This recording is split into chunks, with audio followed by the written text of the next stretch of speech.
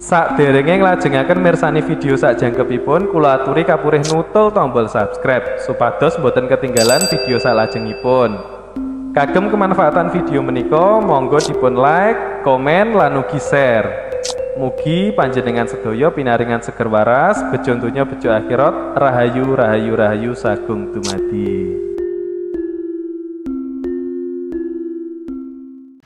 Tema yang saya angkat di sini bergerak dalam diam. Ini bukan hal yang aneh untuk teman-teman semuanya yang sudah sering melakukan meditasi ataupun dalam meditasinya sudah menemukan titik kesadaran pada dirinya. Bisa dibilang bisa menguasai dirinya sendiri. Bisa mengkaji dirinya sendiri. Karena orang-orang yang sudah bisa menguasai dirinya, tentunya dia akan bisa menguasai yang lainnya. Karena diri kita ini sebenarnya adalah alam semesta. Alam semesta adalah diri kita. Di saat kita menguasai diri kita, maka kita akan lebih cepat bersinergi dengan alam semesta. Nah, dalam diam yang harus panjenengan lakukan untuk semuanya, penguasaan tentang rasa yang ada dalam diri kita dulu. Rasa itu titiknya ada di dada, perut, bawah perut. Makanya saya sering memberikan teknik-teknik pernapasan bawah perut, perut, dan dada. Itu sebenarnya adalah kunci untuk penguasaan rasa yang ada dalam diri kita. Dari rasa keyakinan, kepercayaan diri kita, agar kita tidak was-was, kita tidak selalu ketakutan, agar keraguan-raguan dalam diri kita tidak timbul. Di perut agar kita di setiap memiliki tujuan ataupun hajat kita benar-benar yakin. Di dada agar kita bisa menghandle amarah kita. Nah, dari sampean melakukan banyak diam ini, sampean sebenarnya bisa bergerak walaupun kondisi tubuh panjenengan diam. Nah, yang bergerak di sini bukan tubuhnya. Di saat sampean sudah bisa menguasai rasa jenengan, sudah bisa menempatkan titik fokus panjenengan, bisa menguasai ritme pernapasan panjenengan, di situ apapun bisa sampean lakukan, walaupun dalam diam. Kalau orang-orang dulu ada ilmu yang namanya mecah rogo. Ada ilmu yang namanya ngerogo sukmo. Nah, ilmu-ilmu tingkat tinggi ini hanya bisa dilakukan oleh orang-orang yang benar-benar paham dalam diamnya. Sebagai contoh, ini contoh saja. Kita gabungkan antara pernapasan kita, titik fokus kita, rasa kita, bawah perut, perut, dan dada ini kita jadikan satu sebagai pendorong ke pikiran kita, dan pikiran kita inilah yang menyampaikan frekuensi kita kepada titik fokus kita, orang yang kita tuju. Nah, ini bisa mempengaruhi orang yang menjadi titik fokus tersebut. Nah, itu harus benar-benar kita sadari, benar-benar kita pahami. Tarik nafas, simpan bawah perut, naikkan ke perut,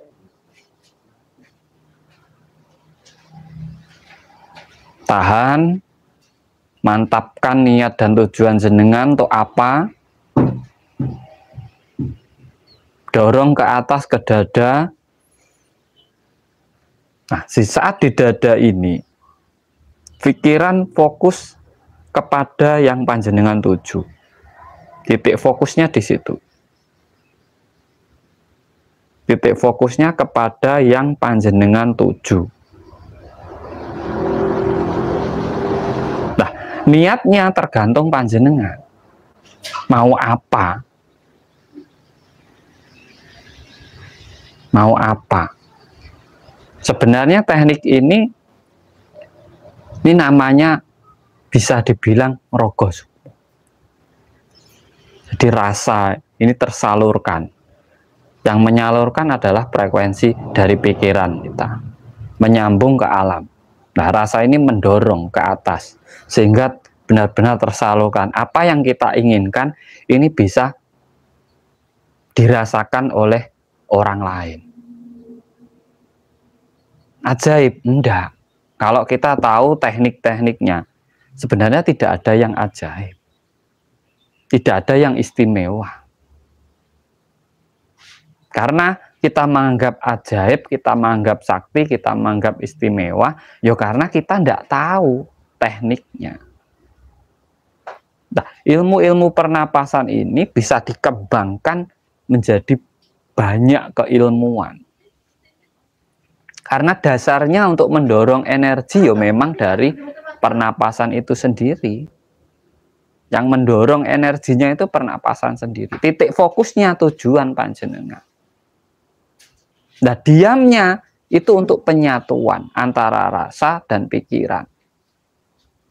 Antara rasa dan pikiran sehingga bisa mencipta dan apa yang kita inginkan itu, yang kita cipta itu bisa tersambung kepada yang lainnya.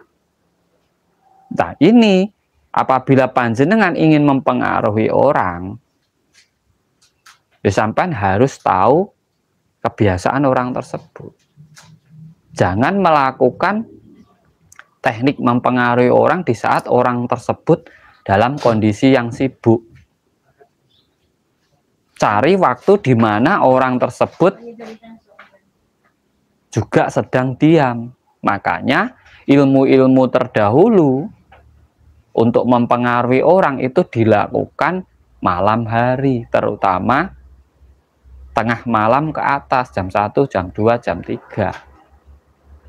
Bahkan afirmasi yang baik atau doa yang baik itu dilakukan sepertiga malam terakhir, di mana di saat semua orang sedang tertidur, di mana di saat semua alam semesta sedang bersinergi, di situ kita memasukkan afirmasi kita atau doa kita, sehingga doa kita ini terhubung dengan yang lainnya.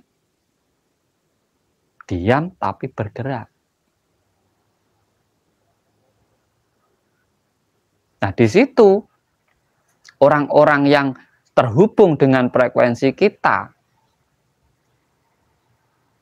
mereka akan datang kepada kita untuk mewujudkan apa yang kita inginkan, membantu. Ya, kita juga harus ada gerak juga. Makanya kalau belajar afirmasi harus dibarengi vibrasi. Kita bagus dalam afirmasi, tetapi kalau tidak ada vibrasinya, ya kita akan sulit juga mewujudkan afirmasi kita. Sering afirmasi kaya raya, tetapi tidak ada geraknya. Ya dari mana datangnya kekayaan itu? Itu jadi harus dibarengi juga. Terkecuali kita hanya bermain rasa, kita bermain frekuensi, kita bermain energi, mempengaruhi orang lain. Karena rasa kita dengan rasa orang lain tuh sama. Kalau sedih, sedih seperti itu. Kalau bahagia, ya bahagia. Kalau sakit, ya sakit. Nah, ilmu ini kalau dipahami ini juga berbahaya. Bisa untuk menyadarkan orang, bisa untuk menyakitkan orang. Bisa untuk menagih hutang. Apabila ada yang membawa uang jenengan dan lama tidak dikembalikan, kan sampai tahu wajahnya, tahu namanya, tahu alamatnya. Sampai tinggal diam di rumah, tenang, fokus, rasa, nafas, kekuatan pikiran digunakan. Itu gerak dalam diam. Banyak ilmu-ilmu yang lainnya tentang pernapasan ini.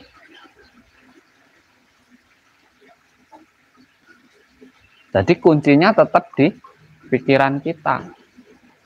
Kuncinya tetap di pikiran kita. Karena keajaiban itu berhubungan dengan cipta. Ilmu cipta. Rasa itu pendorong untuk penciptaan. Keyakinan, niat, tekad itu tempatnya dirasa. Tapi untuk penciptaan itu ada di pikiran. Nah, dari pikiran ini akan menggerakkan badan kita. Sehingga menuju buat panjenengan yang selama ini belajar afirmasi kok nggak nyambung-nyambung. Ya karena sampean nggak barengi dengan olah nafas yang benar, nggak barengi dengan kekuatan pikiran yang benar. Kalau hanya sampean ucapkan, ya jadinya hanya ucapan saja. Mungkin jenengan yakin, tetapi ini tersambung nggak dengan yang lainnya. Waktunya harus tepat, posisinya harus tepat.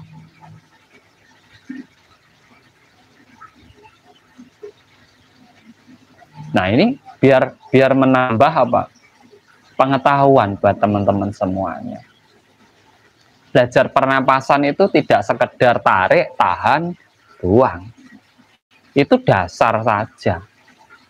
Ilmu dasar. Tarik, tahan, buang. Nah, kuncinya di mana? Waktunya bagaimana? Itu ya juga harus klik, harus tepat gitu. Makanya kita akan selalu berbagi tentang teknik-teknik, tentang tata cara dalam berspiritual. Terus dibantu like, subscribe, dan share channel ini agar apa kita bisa selalu berbagi bersama. Keajaiban akan datang apabila jenengan ciptakan. Kalau sampean tunggu, keajaiban itu tidak akan pernah datang. Karena yang membuat keajaiban pada diri kita adalah kita sendiri. Dari apa? Pemahaman kita. Tidak ada keajaiban itu datang dari orang lain. Keajaiban itu datang dari diri kita sendiri. Karena yang bisa merubah hidup kita itu adalah kita sendiri. Yang bisa merubah nasibmu adalah dirimu sendiri. Mau ada keajaiban, mau punya keistimewaan, mau punya kelebihan, itu kembali ke diri kita masing-masing. Diam, bergerak. Diam, membuat keajaiban. Dengan apa? Merenung.